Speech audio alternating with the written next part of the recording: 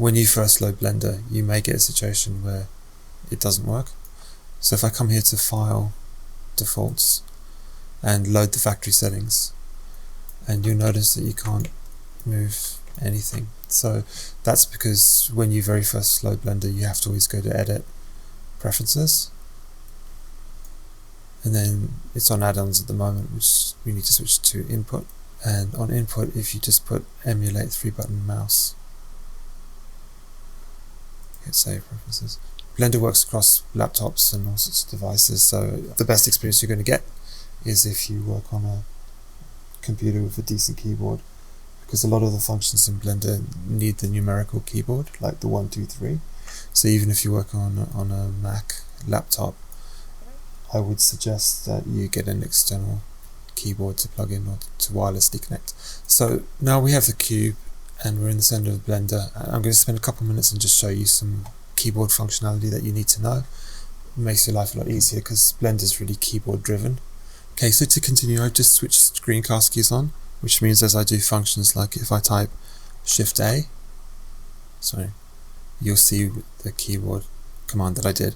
So for instance, if I want to navigate and I hold down the Alt and Control key to move in and out, right, you can see what I'm doing. You'll be able to see down here the keyboard commands. When you want to navigate, there's 3 functions that you need to know, and they're all accessed from holding the Alt key and another key.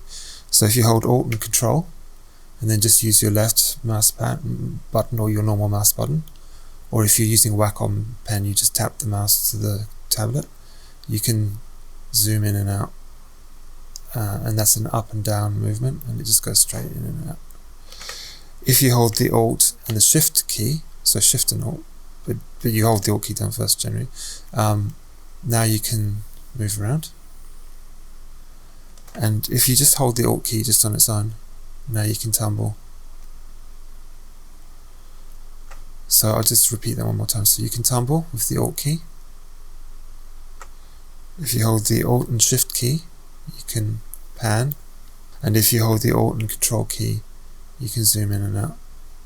So the next part you need to know about, which is really useful, is say you've got a situation like this where you can't see your cube, right? Like you're literally a bit lost.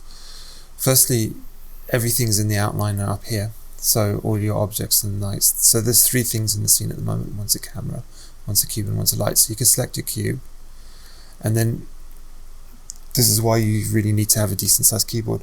On the keyboard, there's a period key, which is where your numbers are on your numerical part of your keyboard, and you're going to be using that key and those numbers a lot in Blender. So if you just type that key once, period key, then it'll center that object straight to the center of the scene. So that's really, really useful, and you use that a lot. When you are working in Blender, you're always positioning things and moving things around, but generally you build stuff in the center of scenes. If you want to move an object or select an object, just to select an object, you click on it to select it, and you'll get an outline. And that outline is controlled up here. You can switch it on and off.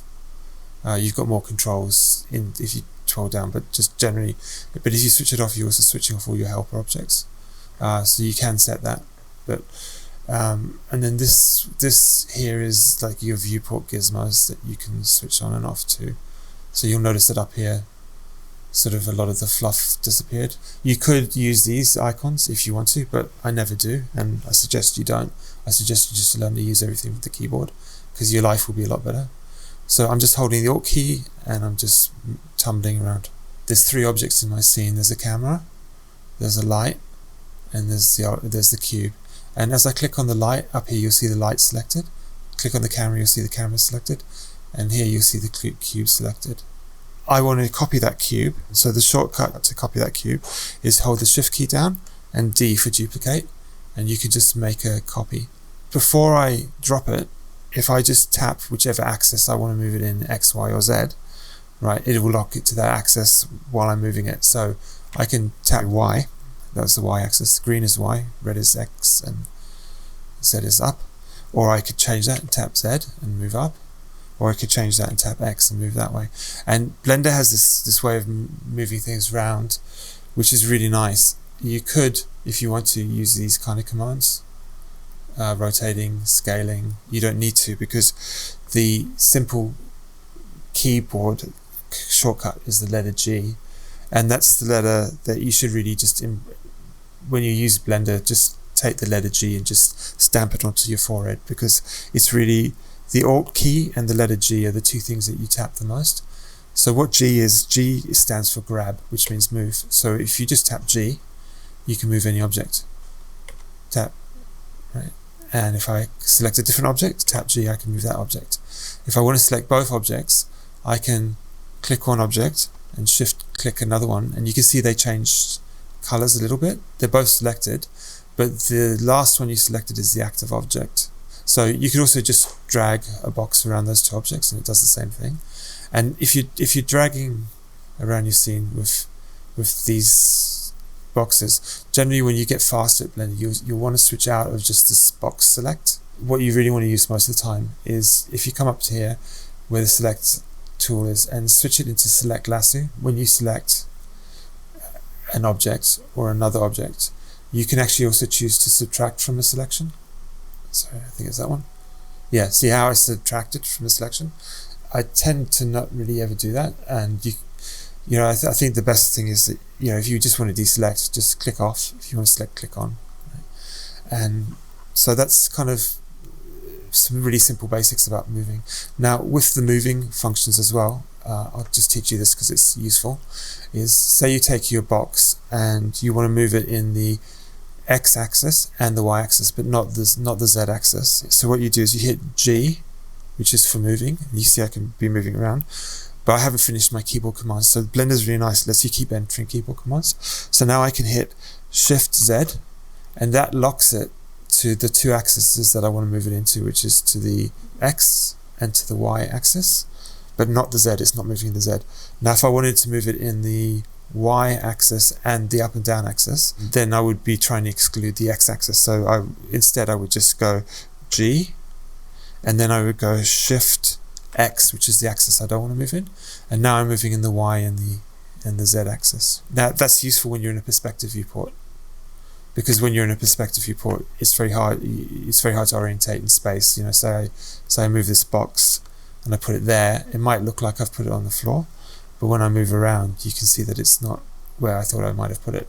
You can't really judge from a perspective viewport. That's why you have things in 3D called orthographic viewports. So Blender allows you to split your views and have, you can have the top viewport, a side, all that stuff. We're just going to work in one viewport because it's bigger screen architecture. To access the orthographic views the simple way, and these are the commands that I'm teaching you that are really things you'll be using the most. It's kind of navigation and selecting. If you hit the 1 on your numerical keyboard, the 1 number, right? It's called numpad 1. This jumps you into front orthographic view. If you hit numpad 3, it jumps you into the right orthographic view. Now you might not want the right orthographic view, you might want the left orthographic view. So the simple command for that is you just hold the control key and you tap 3, and now you can see it's put you in the left orthographic view. So the control key switches you into the opposite. And then the one that you hit the most generally is top orthographic, which is basically really useful for aligning objects.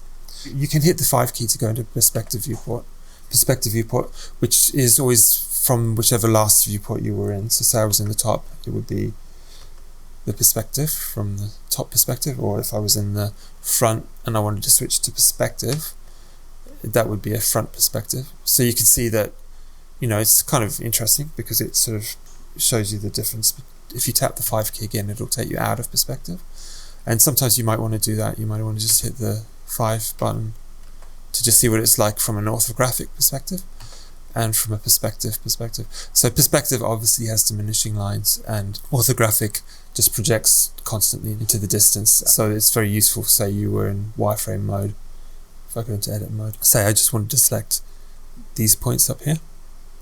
If I was moving, you can see that because I was in orthographic mode, it was easy to select. But if I wanted to do that, and I'm in this mode called edit mode, and I want to select some points, perspective mode, that's also really easy. And this is where the select lasso comes in, is much nicer than the box, because with the box, it's quite hard to sort of select, say, 3 at once. you have to hold that down, then you have to hold shift, and you have to select another one. You can do it, but the select lasso is just nice because you can just go, okay, I just sort of want to select that, come down here, select that, and you selected your selections really precisely. And you'll find that most 3D artists just switch everything to lassos.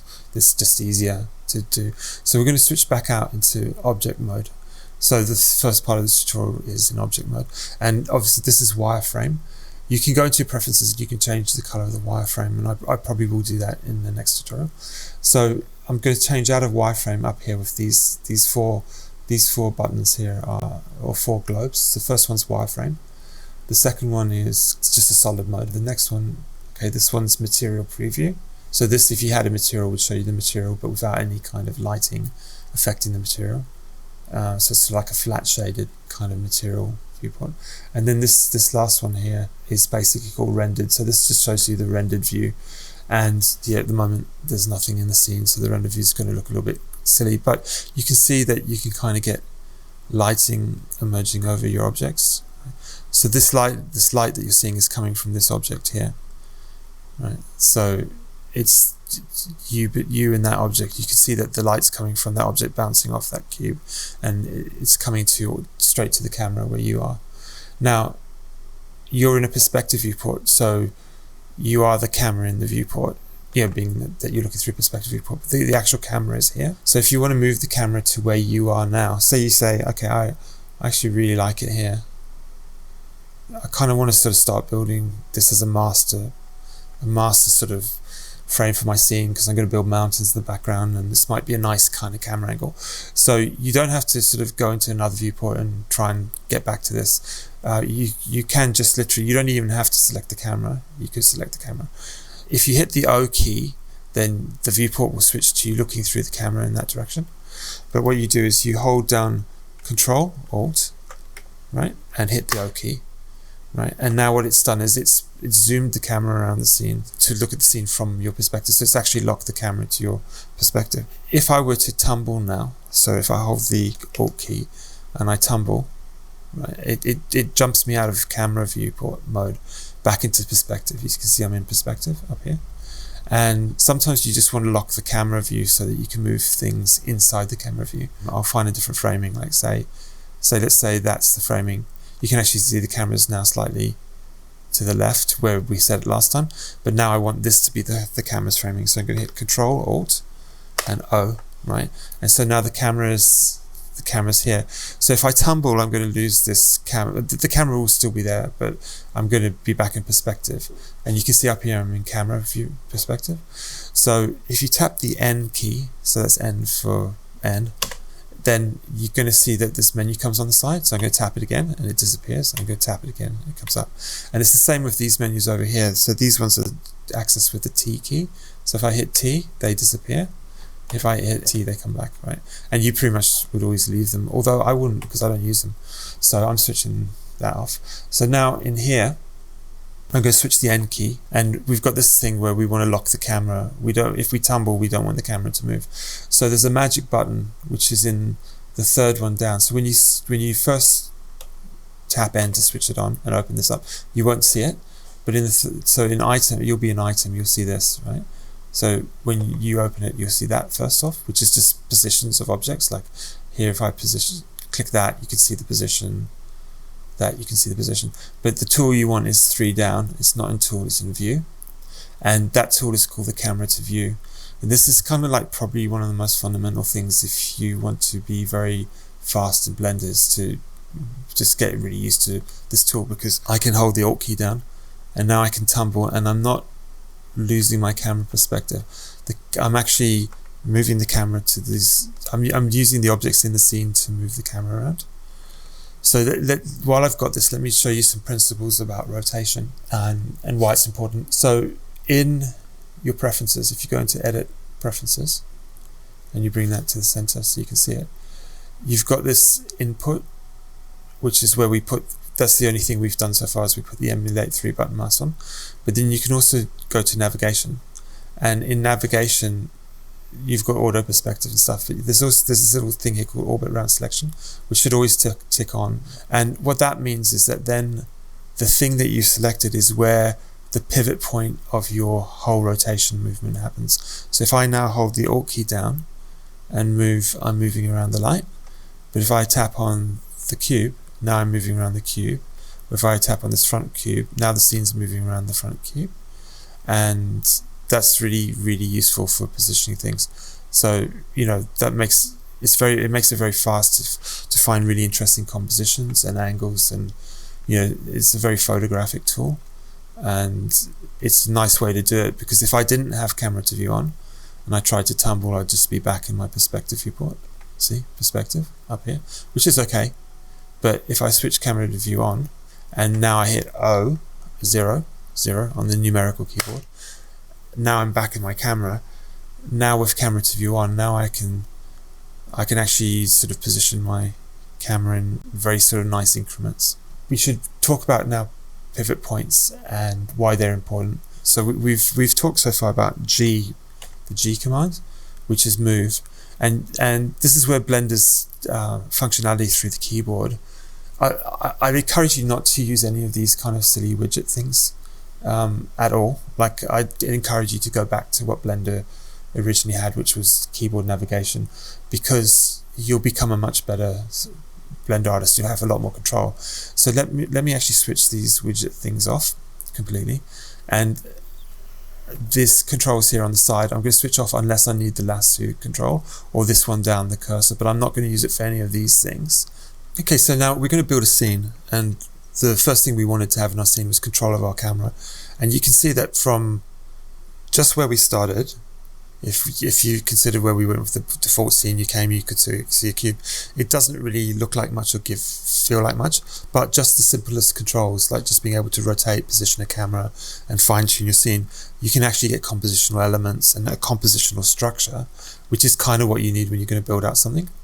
So when you go on YouTube and you look at tutorials that people teach you, those tutorials are really bad for you. They're really bad for your development as an artist, because to a certain point they can be good at certain points, but you're much better off starting the software with, okay, this is kind of a tutorial, but this isn't really a tutorial because I'm going to do a work through process, and what I want to try and teach you more is about just figuring out how you can solve the problems. So yes, it is a tutorial, but what I'm talking about is when you see really glossy tutorials where people show you something that looks really amazing and they've got a whole hour tutorial on how to achieve that one specific thing. The problem with that, and the problem with trying to learn in that way, is that that thing that they've achieved, they've rehearsed a lot of times. It's a specific thing that they composed, and it's not your scene, it's not the thing that you're composing. And you'd just be much better off just thinking about, well, what is it I want to build? So I always find a really, really fascinating way into the kind of perspective of 3D is just to think of it like a piece of paper. So when you load Blender, it's a piece of paper, but what becomes interesting to me is when I just throw even just a couple of cubes in and I just move things around in this camera mode, I can kind of get a feel for, like, okay, space, what's powerful about 3D is the sense of depth and scale, and if we could establish there was a floor, which we can because there's this grid, just say we were sort of down at the floor level, and you kind of changed the composition. So to show you that a little bit better, and I'm going to show you why the rotate, grab tools, the form of navigation that I'm doing through the keyboard is much better than trying to access widgets, just much better, right? So really, if you get lost and an object's not in your scene and you need to access it, and say this was not visible, you can always find the second cube here. So you can use your outliner if you can't select an object in a complex scene. If we kind of put back in the center, come back into the center, and we say, okay, well, now I want to move this cube I actually want to move this cube here back to the origin, right back to the origin. But before I do that, I want to just create a floor plane. So I'm going to click an empty space, nothing selected, hit Shift A, right? And so I'll do that again. So when you hit Shift A, where you put your mouse is where the menu comes up. So I'll put it here. So Shift A, and you'll see there's a menu that allows you to bring things into the scene. So I'm just going to bring in a plane, and you see that there's not many things I can bring in the scene. I'll show you how to add a lot more things in a second. So I'm going to bring in a plane, and what it does is it brings in a standard plane. Let me just come out of camera to view, and we're going to go into perspective mode, and then I'm going to zoom to the plane, but I'm going to select the plane. I'm going to use my period key. Now I'm at the plane, and with the plane selected, you can see that each one of these cubes is a measurement, and the plane starts at the origin and it creates outwards to one cube, but because it mirrors on the x and the y-axis, it's 4 times that size. So when a plane is created, it's actually creating 1 unit. So each of these squares is 1 unit. How you work out your units is you come over here, and you've got various controls here. If you come down to this one here, which is like 5 down, this will give you all your units. So you can click your units, and you can see that in Blender there's basically 2 unit systems. There's metric and imperial. You can choose between. And if you choose imperial, you'll get options for sort of degrees, feet, all that stuff, kelvins, and that's great. But we're not doing that. We're going to stick to metric because it's just easier. The basic unit of measurement at the moment is 1 meter. So it's 1, and it's a meter. You could make it 1 centimeter or 1 millimeter, but we're just going to stick to 1. So it's basically a 4 meters squared.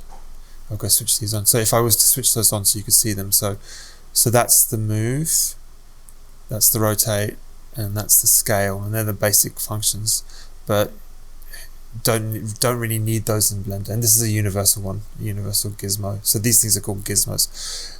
But it's quite nice, it's very liberating to not work with the gizmo. So basically the keyboard shortcuts are really simple. They're G for grab, which is to move, G, and Control Z undoes. So select it again.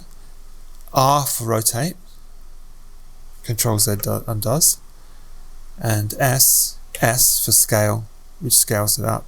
So with the G key you don't get this control I'm about to show you, but you get it with the R, the rotate, and the scale. So let's have a look at it in rotate. So if I click rotate and I've got my mouse quite close to the plane, I don't have a lot of fine control. I can, I still got good control, but not fine control. If I undo that, and before I hit the R command, if I sort of just choose a position, like say there, so I'm quite a long way away from it now, or say down here, and now I hit the R command, you can see that the string is much longer, and I have a lot more control, manual dexterous control over my object. And this is actually a really beautiful thing when you get to work with Blender a lot. This doesn't exist in many 3D packages this way, and you'll start to appreciate it. Then if you hit the S command, you've got the same thing. You can use the string to pull out your scale, and you can manually do it. And if you wanted to, you could go to the top control, and you could manually eye match it or snap and stuff. But that's not a really good way to do that, because you just want it to come out in units. So if you go Control Z a couple times to bring it back, what you can do is you can just select your thing, hit the S, and you can start dragging if you want to, but it doesn't really matter because with Blender's keyboard commands, you just hit the S and then you can just say, okay, I want it to be 10 times bigger. So you type 10, and there I've got it exactly 10 times bigger. It's so much easier.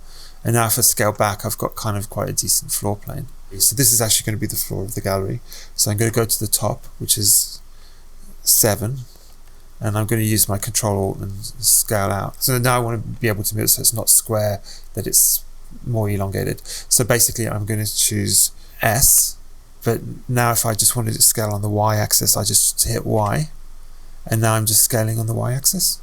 And the same, I could choose S, and I just scale on the X-axis, and vice versa. Because I'm in the top view, I won't be able to scale on the Z-axis. Now, so that's cool. I want to do that, but then I want to make sure it just goes one more. It just doubles in size. So I could just go S, Y to start moving it, but then I don't want to have to mess around with where it's going to go, and I could just type 2, and that gives me the exact locked kind of shape.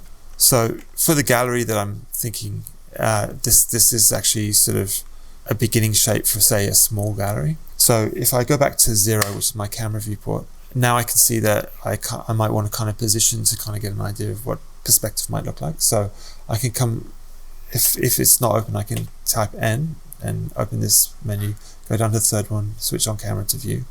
I can choose an object, like say I just choose that object and I just navigate my camera a little bit more. And now I can sort of rotate to get some kind of scale or perspective that I like.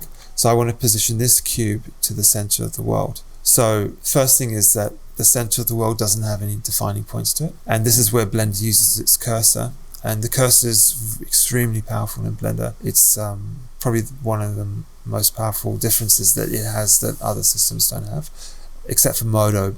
Modo has a similar thing with planes, but Blender's cursor is really good. Even Houdini doesn't have this, and I think this is a really simple way to kind of model with perspective, navigation, knowing where the pivot points to your objects are, but also knowing how to put objects in places when you're actually looking down a scene is really powerful. If the side menu isn't on, you just hit T and you open it, and you can choose the cursor.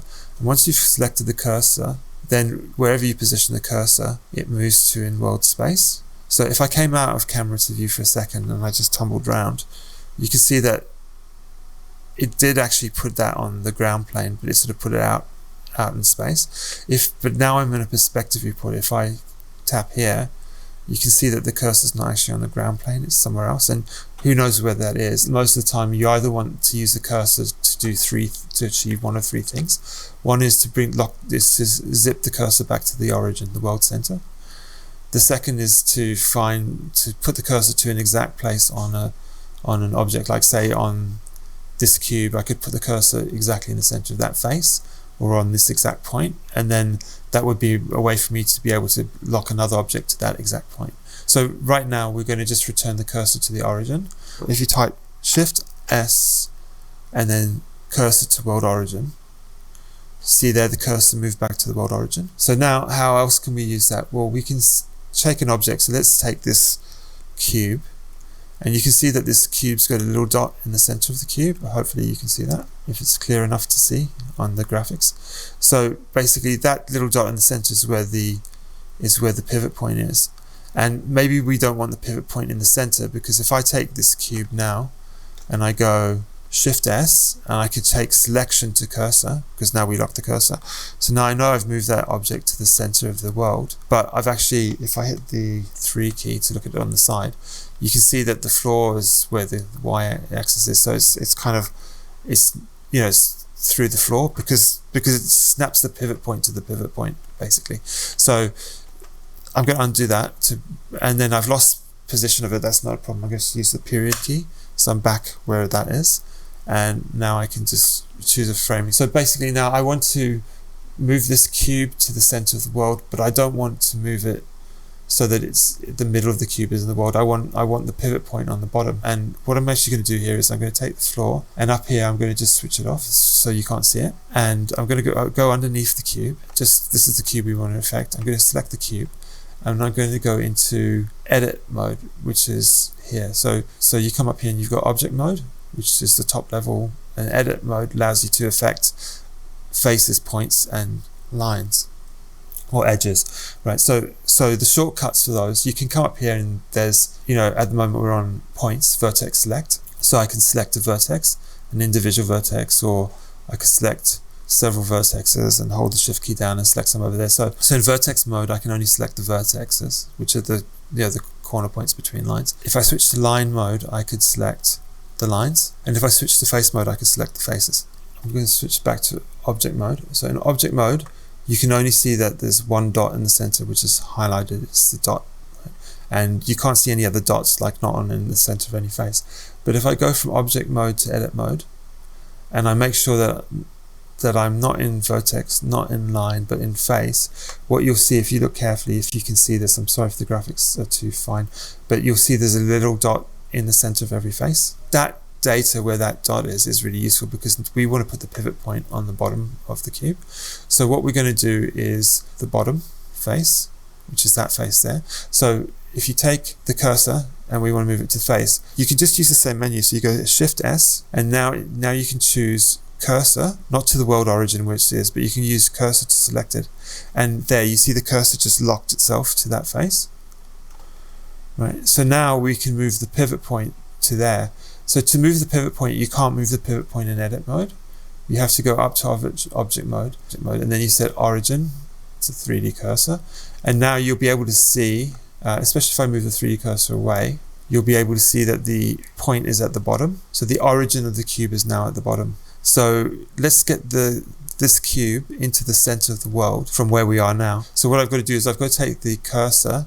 So if I go Shift S, and I take the cursor back to the world origin.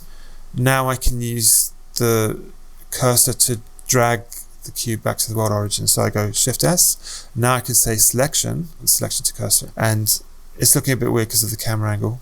So I could hit period to center it, and then I could drag out again. So now we've got the cube sitting on the surface of the ground, but it's not the midpoint of the cube sitting on the surface of the ground, it's the bottom of the cube sitting on the surface of the ground. Let's just take this knowledge a little bit further, and let's just say that now we want to take this cube here, and it's got its center point in the middle, and we want to put its pivot point to the bottom. So we'll just do the exact same thing. So we'll select the cube. Instead of flicking here to go object, edit mode, the shortcut is you just hit the tab command, tab, and you go straight into edit mode. So we're going to deselect, clicking off, and then select the bottom one, the bottom face. And now we're going to go Shift S, and now we're going to go cursor to selected, the bottom one. And there's the cursor. And now if we go tab again, so we're out, and the object's still selected. Now we can use this object set origin to 3D cursor, and you can see now we've moved the pivot point of that cube. So now we're going to take this cube, and I actually want to move this cube to not the middle, but I want to move it to the top face. So I could choose the cube, hold the Shift key down, choose the cube, and then choose the other cube, and then I could go Shift S, and now I could go selection. So the orange one is the selection, and the active selection is this. You can have two objects selected but one be active. So now if I do active, now you see the cube seems to have disappeared, and I'm also going to Shift S and cursor to world origin just so that everything's back in the one place. But if I now zoom in on that, what you see is it's just put the two cubes together. Okay, so just make sure nothing's selected. Okay, so now up here in the outline, I'll just make sure I'm selecting, because this is where the outliner is good, because I've got two objects in exactly the same space. It's hard to select and know which one you're selecting. But up here I can be, okay, I'm selecting the cube, or I'm selecting the other cube. Now I'm going to hit G and move that second cube, and I've kind of moved it, and I'm just going to hit Z, and I'm just going to move it up a little bit. Now I want to be able to move this cube so that it snaps to the cube underneath it. So I'm going to use these functions here called the snapping. So if I hit G now and I move down, it'll snap, but it's not snapping to where I want it to snap. It's sort of snapping to some kind of weird thing. So I'm going to hit Z. So snapping can be really powerful, and it's a nice way for you to be able to position stuff. So we know that the pivot point of this box is on top of this box, but what we want to do is put this box exactly on this box. So if you come up here and just make sure your snapping is switched on, which is Shift Tab. If you come into your settings for snapping, the most common one is vertex and closest. And when you first do it, you might find it difficult to use. People sort of have bad time and then they never use it again, which is a pity because it's so powerful. You can snap an object to an object, but in edit mode as well, you can also snap things to heights and stuff, and it really saves a lot of time. So I just want to snap this box to this box. So I'm going to select this box, and I'm going to hit G to move. And at the moment, it's not kind of going to, you might be lucky, but generally, unless you put your cursor over a mouse, it's not really going to snap. But what you do is, when you hit G, if you see where your cursor is, so say I hit G here, say I hit G, but my cursor's outside it.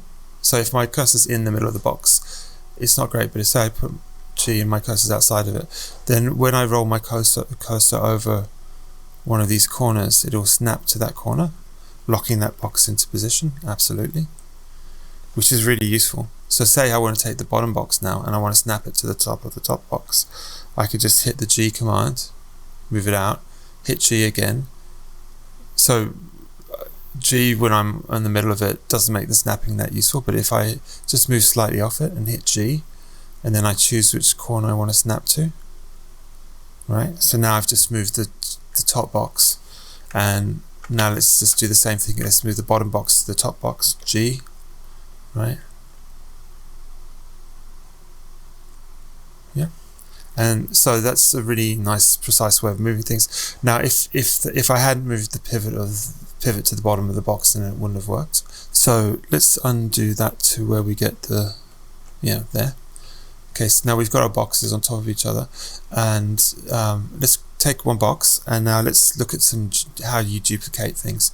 So right now we've got two boxes, right, and we could call these boxes a collection if we wanted to. So we come up into the outliner and we right click and we can go new collection, and to rename it, let's just you click on it and then you go boxes. Now that they're in the collection, we can switch that collection off but still see everything else in the scene, which is kind of useful. And collections are basically sort of layers, if you think of it that way. So you could have layers within inside layers. Okay, so I switched my boxes off and I can switch them on and switch them off. I'm just going to switch them off up here. So now I'm going to create another box, another cube, and with this cube, sometimes, like before when you were looking at it, you could see through it, and that's because up here you have a setting I'm in the solid view mode here. You can go into this setting and you can choose X-ray, which allows you to see all the way through, which is actually really nice a lot of the time. And I'm going to switch on for this just so it's a bit easier to see the vertex points. Yep.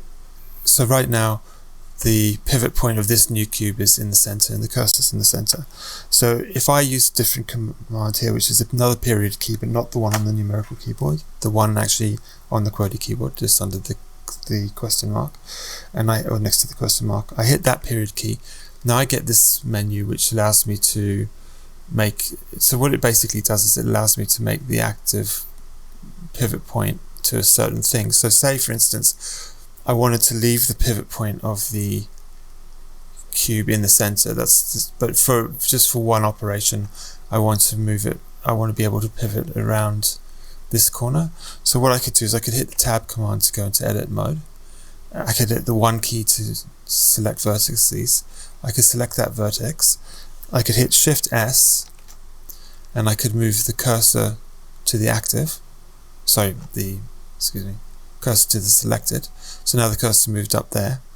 And then now I could come out of that and you can see that the cursor is on that is now not in the center. I've moved the cursor, but I've left the pivot point alone, but I've moved the cursor. And this could be really useful because now say okay, I wanted to rotate this, I still want the pivot to be in the center, but I just want to rotate the cube, but I want to rotate it around that point. So if I hit R and I start rotating, I'm not rotating around the center of the cube, I'm rotating around that pivot. And then if I say, okay, now I want to rotate around this point here, I can hit the tab, again, go back into edit mode. I could select that one, I could hit the Shift S, and I could say the cursor to the selected. So I've moved the cursor to the other side, tab out of that. So now I've locked the cursor to that point. And now I can use the pivot control and say, okay, I'm going to choose the 3D cursor rather than the origin of the object, right? And I'm going to rotate that way. But then now I want to rotate around the middle of the object. Let me hit the other period key to just bring us in and bring us out. Okay, so now I actually want to rotate around the center of the object again, around the object's actual pivot. So I could hit the period key next to the question mark, and instead of 3D cursor I could say let's just choose active element or individual origins, right? So that's basically now going to pivot it around, back around the center of the object. And if I hit the period key, it's going to pivot around the 3D cursor, even though the 3D cursor's moved position a bit. So if I select 3D cursor and I hit R, now I'm rotating around the 3D cursor. So that can also be useful because I could say, okay, I just want to move the 3D cursor manually to here, and this object here, so okay, I'm moving the 3D cursor there, and so we've now got the 3D cursor off in space there. Now this object here normally would pivot around its own origin, so if I rotate it, it's going around its own origin, but I actually want it to go around this cursor, so I could just hit the period key, find 3D cursor, and then rotate that way. So there's a lot of functionality and power when you get used to it. Now I've kind of messed up this object, and what I actually want to do with this object is I just want to reset all its rotations. So the simple way to do that is I just hit the Alt key and the R key, and it just resets the rotation. And now I'm like, well, actually I just want the object back into the world center. if I just hit Alt G, it puts it back in the world center, and you can notice that it put it back in the world center without the cursor being there. So that's a very quick way. If you have an object and it's kind of just somewhere, so say you've rotated the object and you're in a weird place and you want to go to the center, so the first thing you could do is go Alt G, that sets it back to the center, and Alt R resets the object. Super useful. And one last thing with snapping, I guess I'll show you this, is that with snapping, say I take another object, if I Shift D, I just create a duplicate, and I'm going to come out of X-ray mode. Okay, so we've got these two new objects, and if I switch these two new objects off, they're not the same as the objects that I've got in my first collection, which are those two objects that I've got stacked up. So these are two other objects that I'm just going to use for a demonstration of something else. So now I've got these two cubes, and basically still just want to show you the snap functionality, but how it can be very powerful. So I'm going to take one cube and another cube, and they're separate elements. So I've got these two cubes, one and another cube. So now I'm going to alter this cube so that its faces are different to these faces, but then I'm going to use snap to model to show you how that works. So I'm going to hit the tab key, and that takes me into edit mode. Up here you can see I'm in edit mode now, but only on the object that was selected. And now I'm going to hit the 3 command to go into face mode, and I'm going to choose the top face. I'm going to hit the G command to move it around, but I'm going to lock that to the Z axis, and I'm going to make it a lot smaller, like there. So you can see that it's now at a different level. And now I'm going to do the same with the bottom one. I'm going to hit GZ and move that. And so now I have this, these faces are on different levels to the other ones. So I want to model it so that I bring this face back up to the exact level of that one, and this face back to the exact level of this one. So I choose the face I want to model. I hit the command I want, which is G and Z, to lock it in the axis. And then what I can do, without having to sort of try and figure out, oh, it's this high or that high, I can just come over to this object, find the bit I want to snap to, click it once, and it moves the face that I'm trying to move to where I want it to move, exactly to where I want it to move, which is so powerful when you're modeling. So let's do it on the bottom edge. Let's just hit G, Z to move it, and instead of sort of trying to eyeball it, let's just come over here, snap to there, and there we are. So Blender's snapping tools are really powerful when you first use them. A lot of people don't use them because they get to that point where they can't figure out how to use them, but they're actually really easy to use. They're really simple, and they'll make a huge difference to your workflow. These fundamentals, which is how you move an object, if I pick an object up and I hit Y, I lock it into space. If I pick the object up and I lock X, locks it that way. If I pick the object up in Z, and now say I wanted to rotate the object, the same things work. So if I rotate the object, that's just freeform. But say I only wanted to rotate it around the Z axis, well, that's only rotating around one axis. Or say I'd only wanted to rotate it around the X axis, that's only rotating it around the X axis. Or say the Y axis. See, so you have these controls. So say I've got the object there, and now I've got these two objects, and one isn't in the world center. That's okay, but this one's got the orientation that I don't want, and I want to reset it. I just choose the object I want. I hit Alt R to reset the rotation, and I hit Alt G to set it back to the center. And then I could just tip Shift S and take the cursor back to the world origin. And then say I want to take this cube, which has its pivot point in the center. So I'm not going to move the pivot point of the cube, but I still want to align the bottom of the cube to this one. So you remember in the other example, we had the pivot point of the cube on the both on the bottom, but this one I just want to align it. So I could just pick this cube, make sure my 3D snaps on, which is on, start to move it in the Z. The problem that you're going to get is you start to snap and you've got your cursor on the object. It's going to be really hard to use the snap commands. It's just not going to seem to work, and you're going to see that and you're going to get really thrown by it. But there's a very simple fix to that, which is you just do the same thing. So you hit the G command, but instead of having, because you don't have to be on an object to hit the G command, you just have to have it selected. You can be over here, and move it. So if you want to snap, just make sure you're not on the object, then hit the G command, and then choose the vertex you want to snap it to, and it'll snap it. And that's regardless of the pivot point being at the bottom. Okay, so we'll move on to the other lesson now.